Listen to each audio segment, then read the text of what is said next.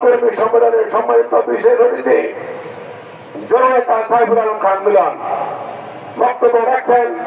জননেতা জনাব সাইফুল আলম খান মিলন।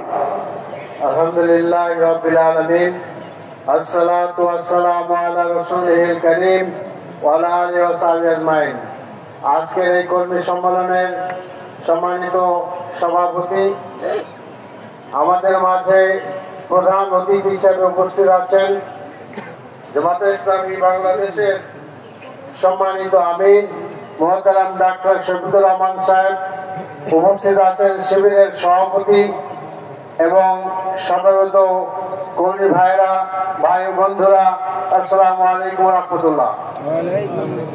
আজকে জুম্মাবার, কাজেই সময় আমাদের খুব কম, সময় সংকীর্ণ, লম্বা বক্তৃতার সময় নেই। বক্তব্যের শুরুতেই আমি আজকের বিজয় মাসে স্মরণ করছি স্বাধীনতা আন্দোলনে যারা জীবন দিয়েছেন সেই সমস্ত অকুতোভয় বীরদের স্মরণ করছি। 36শে জুলাই পর্যন্ত যারা তাদের জীবনের তাজা রক্ত ঢেলে দিয়ে দেশকে দ্বিতীয় স্বাধীনতায় এনে দিয়েছেন তাদেরকে।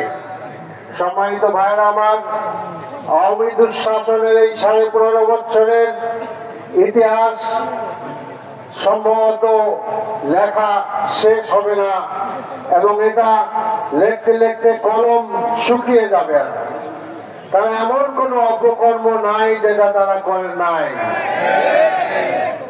শুধু একটাই করার চিন্তা করেন যে আজকে তারা আমাদেরই টাকায় কেনা অস্ত্র দিয়ে আমাদেরকে, আমাদের বুককে ঝাঁঝরা করেছে। তারা রংপুরের নিরস্ত্র আবু সাইদের 2 হাত মেলে তোলা বুকে তারা নির্বিঘ্নে গুলি চালিয়েছে। উত্তরায় সে মুগ্ধ যে পানি লাগবে পানি লাগবে বলে চিৎকার করছিল, তাকে গুলি করে হত্যা করেছে।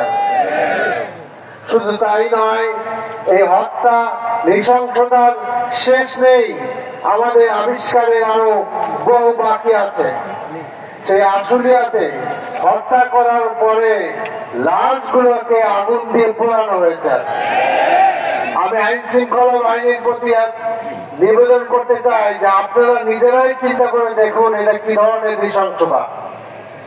কাজেই এই নৃশংসতা থেকে মুক্তি করতে হলে আজকে যদি আমাদের অন্যায়, অবিচার, জুলুম, ন্যায়, ইনসাফ আমরা বন্ধ করতে চাই, তাহলে একটি ন্যায় ভিত্তিক সমাজ আমাদের দরকার।